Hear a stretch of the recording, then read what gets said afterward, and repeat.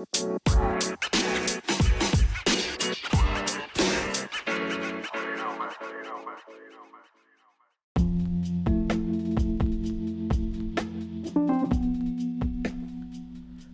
is a Cincy fan talking with LP. You can catch me on Twitter. That's a Cincy fan talking. You say it like it sounds, just leave off the G. If you have ideas for the show, you can reach me at Cincy_fan talk at yahoo.com. If you have any suggestions for the show, make sure you leave them there. Who knows, you might find yourself as part of the show. Any feedback would be definitely appreciated. And also, make sure you hit the Linktree page that's on my Twitter. Make sure you click on that. You can find all the different ways to contact me there. Enjoy the show.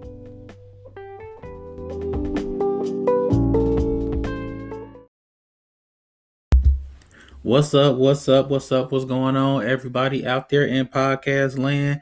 Welcome to the first episode of the new year of a Cincy fan talking with LP. And of course, this is yours truly, LP. Super excited up in this piece. For one, first podcast of the new year. Was gonna drop something late December. Had a little bit of technical issues, and by the time I got everything worked out, I was kind of like, might as well wait till the new year. And that's one why I'm super pumped up. And for number two, the Bengals have made the playoffs for the first time since 2015, and we feeling really good about the squad. So we're gonna go ahead and jump into that. We're gonna talk a little bit about Antonio Brown, and I look, I can't believe I'm saying this, but we're gonna talk a little bit about the Kardashians. We're gonna jump into some Kardashian talk. Now, look, that ain't me. That's not normally what. I'm not even gonna say normally. That's not what I do. Period. I've never seen an episode of Keeping Up with the Kardashians. I don't be on that. But something very interesting kind of triggered off of my head when I heard about a Kardashian saga. So I'm gonna jump into it, kind of get my thoughts off on all of that. But yo, we here, y'all. We here. Let's go. Bengals in the playoffs, first time since 2015. Yeah, you remember what happened in 2015. You remember the playoff game. If you a diehard Cincinnati fan, if you're a common, just I watch football every now and again. You probably remember how Jeremy Hill coughed up the ball at the end of the game when the Bengals had salted away a victory against the Steelers in the playoffs, and they ended up losing the game. Been super salty about that ever since. And the messed up part about that year was that it was a really good year until Andy Dalton got hurt. He was playing the best football of his career. We think we were about to get in the playoffs, go on a run. It was a really good squad that year. AJ McCarron did the best he could, led the Bengals down the field, got the score. Vontez Perfect comes up with the pick. We thinking game, set, match. No, not so much. And then that whole Bengals curse thing popped up, the whole Cincinnati curse that we always talk about. Honestly, I feel it lifting. I never believed in it in the first place. Teams have bad luck. What can you do? But I feel it lifting. And the thing that gives all Bengals fans hope is the fact that Joe Burrow is leading the squad. And against the Chiefs, I don't think a lot of people expected the Bengals to beat the Chiefs. I can't say I expected it. I can't sit up here. I'm not going to lie to y'all because I never have. I can't sit up here and be like, yeah, I knew we had this game. But I wasn't nervous about it. I wasn't going into the game like, man, we about to get popped. Like, we about to get run over.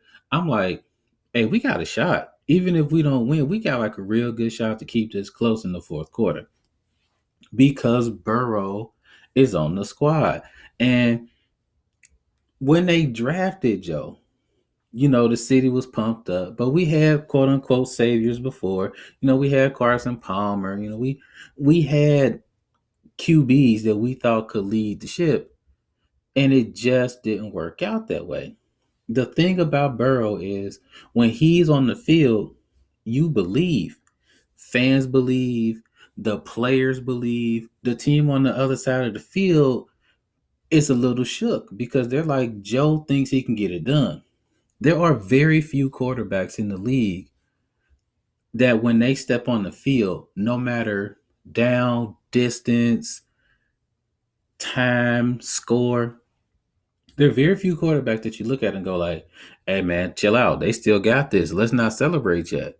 They're very few. I can rattle them off. Russell Wilson, Tom Brady, Aaron Rodgers. And if I miss one, you can tell me. There are very few QBs. Ben Roethlisberger in his heyday, like you never believed they were out of the game because he was on the field. Burrow is up there. He's quickly climbing that ladder. The game is not over. The Bengals were down 14 zip. The Bengals were down 21-7. The Bengals were down 28-14. The wife is in the car because we're driving up to Columbus and then back super fast, dropping the kid off for college, you know, winter break and all that good stuff. We're in the car and she's like, the game's not over. I think we can still win. And I'm like, I'm with you. I truly believe that. And that's why if you're a Bengals fan, you really feel like, maybe we're a year away. I've been saying that all year. Maybe this is not the year, but you got to feel like we got a shot, especially in the AFC, because as young and inconsistent as the Bengals are this year, every team has been inconsistent this year. You give me a team, I can give you one or two, probably two or more points in the season where you're like, I don't know about this squad. I mean, the Bills lost to the Jags. Hey, the Patriots looked iffy this season at various spots. The Chiefs started out 3-4. The Titans have been on a roller coaster. They've been getting it together towards the end of the year.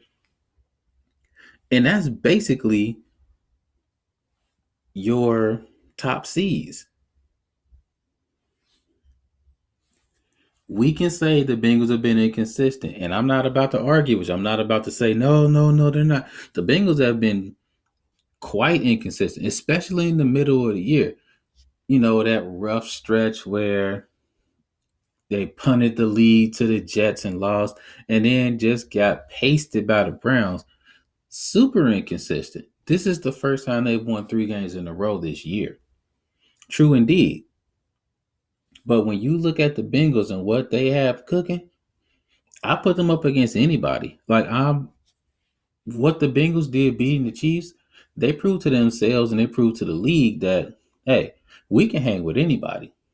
Now, personally, if it's me, there are certain teams I want to see in the first round of the playoffs. I would I would love to see more than any team. I would love to see the Raiders because the Raiders don't match up well with what the Bengals do. Because the Bengals can run the ball to set the pass up.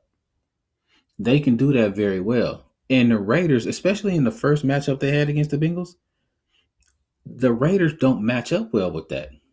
They can't handle the running game of the Bengals. And then after a while, their running game turns into passing, and then it's over. So, out of all the teams that I'm least nervous about, give me the Raiders. I'm pulling for the Raiders to beat the Chargers because I feel like the Raiders are a better matchup than the Chargers. Now, out of all the teams that I probably don't want to see in the first round of the playoffs, if I really had to say it, hmm, not really too concerned about the Colts. I would say the Chargers. I wouldn't say I'm overly concerned about the Chargers. They did beat the Bengals, but to me, the Chargers earned the win because they were able to score off the mistakes that the Bengals made. You can't sit up here and say, well, the Chargers wouldn't have won the game if the Bengals didn't make those mistakes. But they did make the mistakes. And good teams capitalize on those.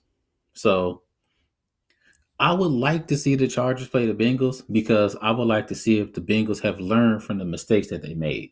So I'm not necessarily saying I don't want to see the Chargers because I'm really interested in that matchup. But I would say I would be more concerned about the next round of the playoffs. The first round of the playoffs wouldn't really bother me too much because I'm not concerned about any other teams that the Bengals might play. Even if the Steelers were to sneak in or the Ravens, I mean, they've pasted them twice already, a piece. So I would be more concerned about the second round and a matchup with the Bills. That would be the team that concerns me the most because of the QB that they have. Because Allen is really good at getting out of the pocket with his feet and making long runs and throwing. So that would really be what I'd be concerned about. And honestly, I'm not concerned about the Bengals offense against anybody in the league. Not at all. I'm concerned about two things in the playoffs. I'm concerned about the Bengals' inconsistency, how they don't start well, but they finish excellent. I would be concerned about that. And I would be concerned about the defense. And it all leans onto one big thing: inconsistency. The Bengals are a very young team. And because they're young, they tend to be very inconsistent. And that's how it is when you're young. You're not you're not set in your ways. You're not doing the same things every single time. You're doing it great one time, and then the next time you might not care as much or you might not be as focused. That's how you are as a young person. These are the Bengals. What impresses me about the Bengals is the fact that even through their bouts of inconsistency, they're still able to fight through it and keep almost every game close. There have been very few times this year where the Bengals have looked outmatched throughout most of the game. The Cleveland game comes to mind. Most of the game against the Bears until they decided to kick it up at the end when it was a little bit too late. Honestly, you could probably say this about 5 or 6 teams in the AFC. The Bengals can look at 3 games this year where they should have won, and if they did, we'd be looking at a team that's 13-3. On the flip side, you can take 3 games this year where the Bengals pulled them out, and you're going like, man, they could have lost that. And if they lost those 3, we'd be looking at a team that's 7-9. But that's the NFL. So don't let anybody tell you, man, the Bengals lucky to be here. No, they're not. They were able to capitalize off mistakes and get the wins. Every team in the league probably has 3 games, maybe 4, that they pulled out. Maybe they shouldn't have been there at the end, but they were, and they took advantage.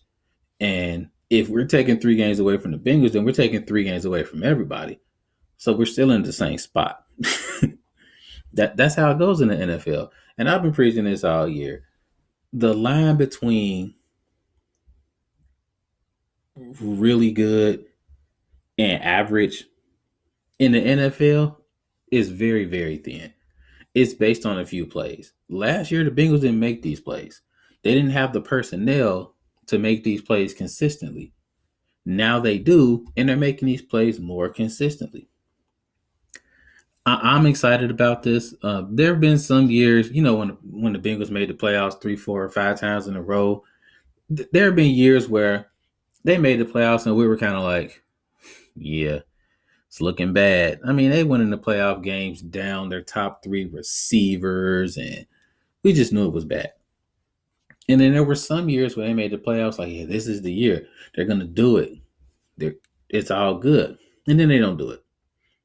This is the first time in a very long time where you're looking at the Bengals and then you're looking at the rest of the teams in the conference and you're like, bring it. Like, let's bring it. I like their attitude.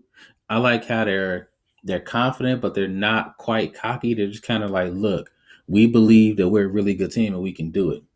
So Now the catch is just to do it in the playoffs because you're going to hear the whole dialogue about how the Bengals haven't won since January 6, 1991. The Bengals lost this game, the Bengals lost that game, yada, yada, yada. Those weren't these Bengals. And sure, everybody can bring the weight of the history and all of that crazy stuff, but these Bengals are not those Bengals. And number 9 at QB is the main reason why these Bengals are not those Bengals. So it'll be great. And this is one of the reasons why I started the pod a couple years ago. I literally said it. I'm hoping that one day I'm talking about Bengals playoff football on the pod.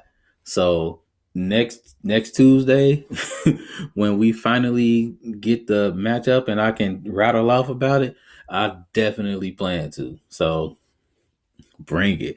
Congrats, Bengals. Hey, Bengals fans, let's go. Um, on another note, the stuff with Antonio Brown. Antonio Brown walking off the field, ripping off his uniform and all of that stuff. What he did, the craziness that happened, is a prime example of why people need to relax those Twitter fingers and just wait until they get the whole story. It's We live in a world where you don't necessarily have to be correct, but you got to be first. That's our news cycle. That's where we're living right now.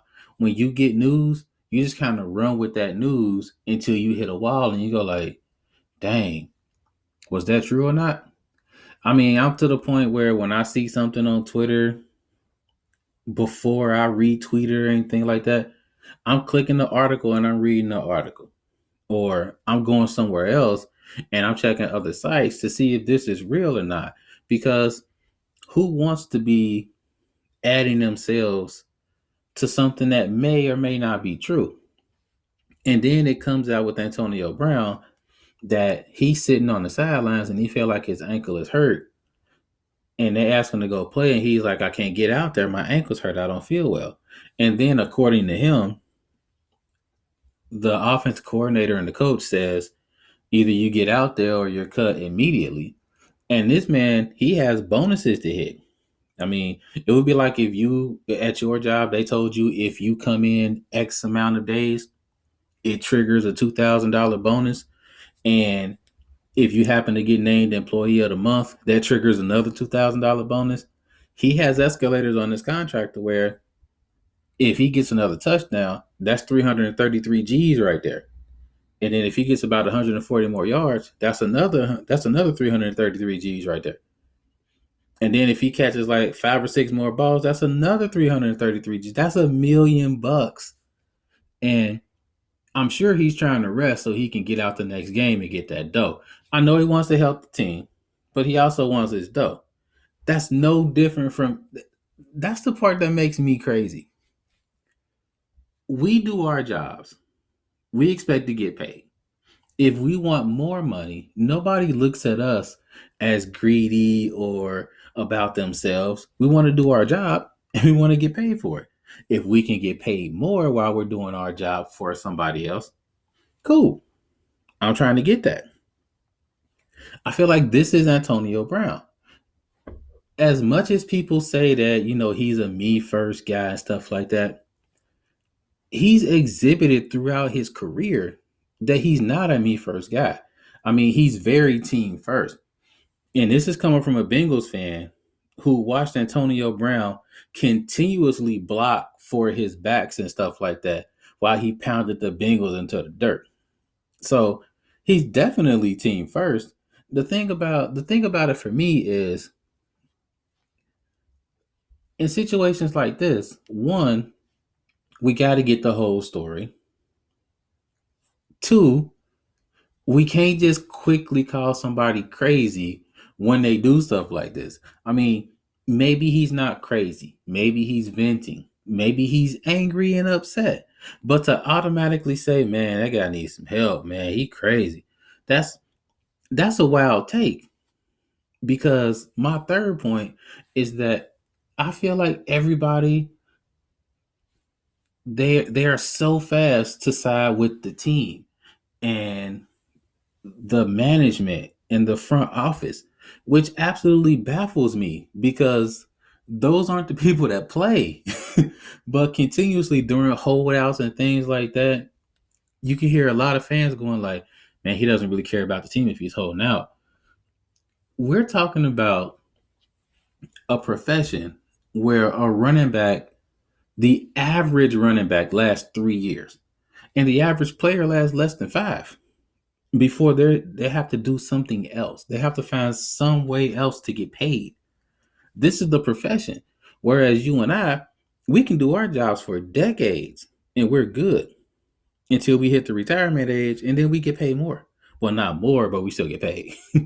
But football players are risking literally their lives and their functioning and their brain for our entertainment and to get paid. This this is what they do for a living. So to hear somebody say, "Well, he only cares about himself. He doesn't care about the team." Sure, he cares about the team. It's instilled in football players. It's a brotherhood, but at the same time, they got to get paid too. They're not doing this for free. Would you do your job for free? No. Sure, they're playing for the love of the game. Sure, it's a child's game, but this child's game is played at a ridiculous speed. It's violent, and they're supposed to get paid X amount of dollars. Regardless of whether you feel like they're worth it, somebody feels like they're worth it. And the first business rule when you're selling anything, this is the rule, and it's very simple. It's not how much it's worth, it's how much somebody is willing to pay for it. So if somebody is saying that a wide receiver is worth 67 million or 124 million, then that's how much they're worth. And if Antonio Brown is trying to get this extra dough and he needs to sit out the game because he's hurt, wouldn't it be a detriment to the team if he went out there hurt? Now, again, we don't know if this is true or not. We heard one side, we heard the other side, but that's the beauty of it. You hear both sides and then you give your opinion. What's not fair is that you run all the way down the aisle on one side or all the way down on the other side and you don't listen to anything the other side is saying, because that's not fair to Antonio Brown. It's not fair to the Buccaneers organization. It's just not fair. My point is, in situations like these, we have to stop running to the hot take. That's why I I guess I do hot takes sometimes, but I'm not giving out a take unless I know all the information. I'm not about to sit up here and be like, yeah, well, so and so. No, because what really happens is you're giving your opinion based off of very limited facts. You can give an opinion based off of more than limited facts. And it just goes to my point. The rush to be first dominates all conversations. You could be talking to somebody, they're just waiting for you to stop talking so they can just rush in and say something that they think you haven't said first or heard first or something like that. And it's really messed up because there used to be a time where you heard something and it might have been true and it might not have been true. And then you didn't hear anything about it for a little while because facts had to be verified. Nowadays, it's like verify the facts later. Get this out here. You can worry about being right later, but be first. And it's just a really screwy way to be, personally. For this whole Antonio Brown thing, I wouldn't say it's simple for me, but for me, it's more like what happened to make him do that? Because there's no way that he's just flipping out in the middle of a game for no reason. Think that's not happening. Um, as teachers, when we see somebody just going off and yelling or something like that, our first thought isn't, man, that little guy crazy. Like he nuts. Oh, that's just him. He always does that. Whatever. Just get him out of here, send him to another school. That's not the first thought. My first thought is, and I hate to sound like doing on the books, but What did somebody do to make him that mad? That's my first thought when I see something like that. I'm getting him over to the side, calming him down. And if I got to, I'm just letting him do his thing, just let him vent. Because I'm like, I can't talk to him when he this loud. What I'm going to do, yell at him back to calm down? He's not ready yet. So you chill out a little bit. And then my first question is not, don't yell. I'm not going to be like, don't yell like that. Don't do that. You're messing up the whole class. You don't do that. My first question is, what's wrong? What happened? Why are you yelling? That's the first question. I feel like nobody asked that to Antonio Brown. Nobody went like, what happened? What's wrong? And he wasn't ready to talk about that on the sideline. And that's understandable. He's pissed off. He's in the moment. But at some point, somebody had to grab this man and go like, man, what really happened? And nobody heard about it till the next day. And then all of a sudden, everybody has to say, well, we better apologize and stuff like that. You really didn't have to do the apology if you just waited to get the other side. And it's simple. You still might think Antonio Brown is just tearing up the team. You might still think he needs to be cut. Or you might be like, man, Tampa Bay did him dirty. That's really messed up. But now you have all the facts and you can do that. And that's really my point. Me personally, I think it's a little bit of a distraction. And if they're trying to make the playoffs, either one or two things has to happen. One, Antonio Brown needs to get it in gear and be like, look, I'm about the squad. I just had a little bit of a meltdown. My bad. Or he just needs to be like, I don't want to be here no more. But I would let him make that decision because they already gave him the second chance. They already did that. So it's up to them to work that out.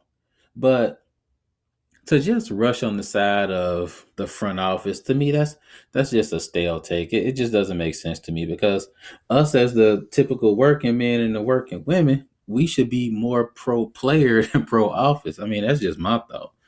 And it's always been weird that we've been like that. So, hey, maybe we'll see him in the Super Bowl. Maybe it'll be Bengals Bucks Super Bowl. Absolutely amazing. You got a Cincy fan talking with LP. We'll be right back. Hi, I'm Princess and I'm Queen. This is Daddy. You have to say, and this is a Cincy fan talking with LP. And this is a sensitive fan talking with LP Daddy. Nice job. Mm-hmm.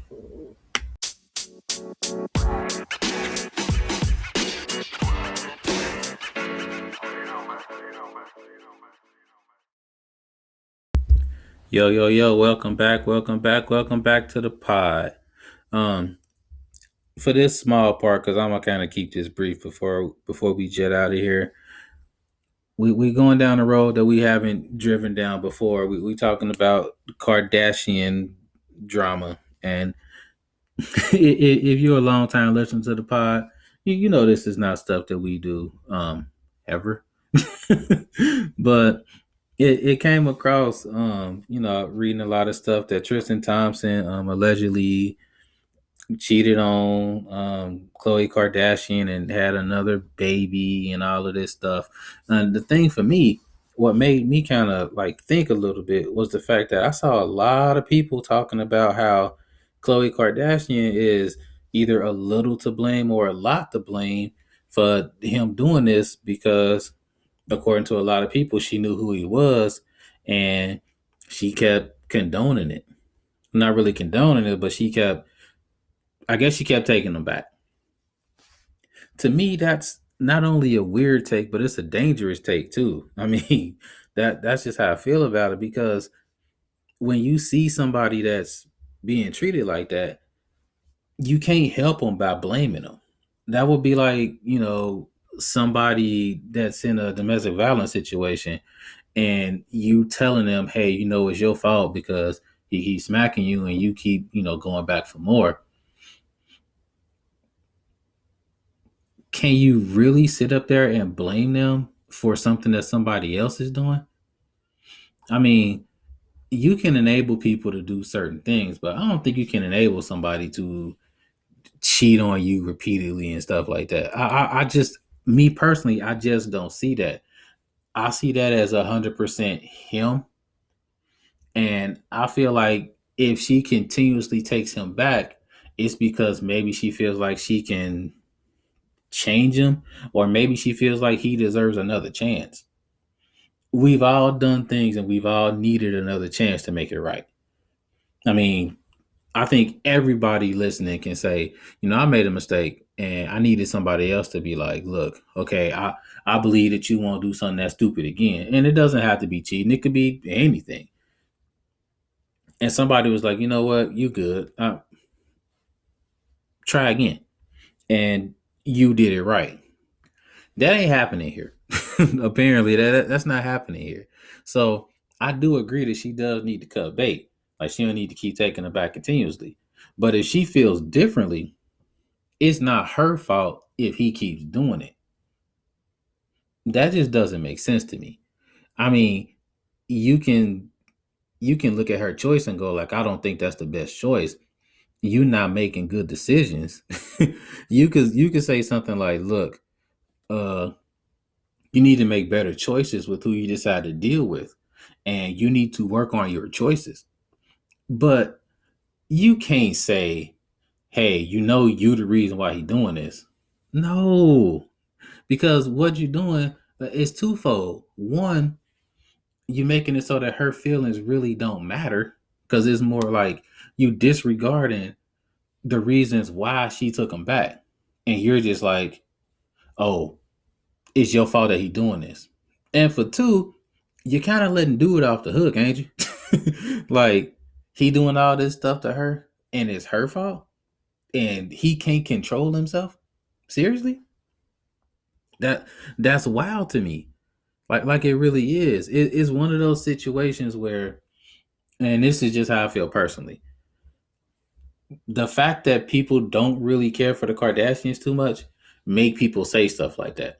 Now, me, I'm really neutral on the whole Kardashian train. I'm not pro Kardashian or anti Kardashian at all. I'm in the middle. I'm like, if this wasn't a sports figure, I probably wouldn't be talking about it right now. Like, that's kind of where I'm at right now. But at the same time, it's interesting to me because there's a real human dynamic. It's one of those things where people do this a lot. People see somebody doing something crazy and they happen to be like on like a higher plane than somebody else, like, socially or entertainment wise, and it's automatically on the other person. Like, well, he wouldn't have been doing that if she was. No, like he did that. That's on him. He needs to work that out. He needs to let her know, like, look, this wasn't you, it was me. I continuously do dumb stuff and I need to fix that.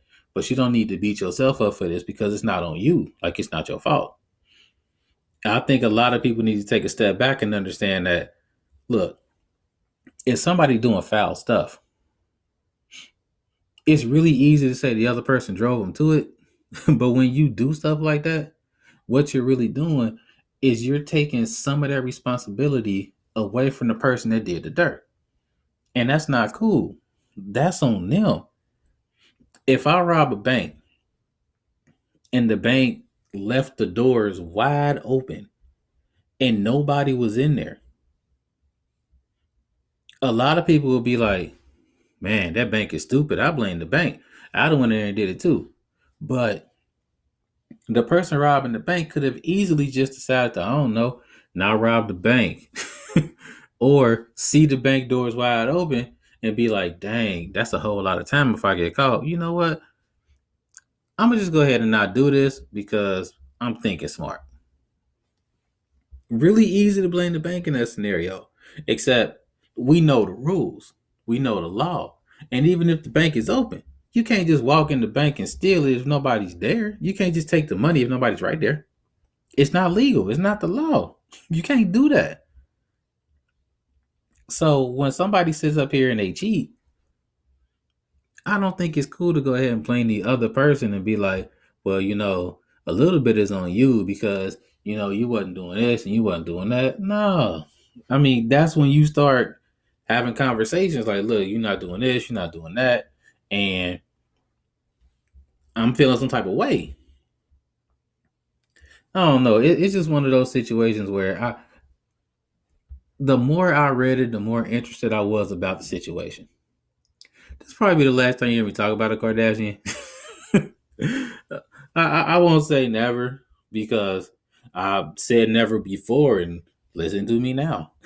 But it's just one of those situations where the human dynamic and the way people treat other people, it just is one of those things I just try to teach, my kids and the people that I teach, the kids that I teach. I just try to tell them like, there's a way you treat people, and you got to treat people the way that you want to be treated. But you can't blame the person that you're treating bad for treating them bad. That stuff you have to work out internally. You have to fix that, or else you can't even hold yourself accountable. And if you can't hold yourself accountable for the stuff that you do, it's gonna be a real tough road for you. Just saying. Hey, we out for this episode. Make sure you tune back next week. Um, we ready. like we ready. So hey, you got a City fan talking with LP, and as always, life is good, y'all. Peace out.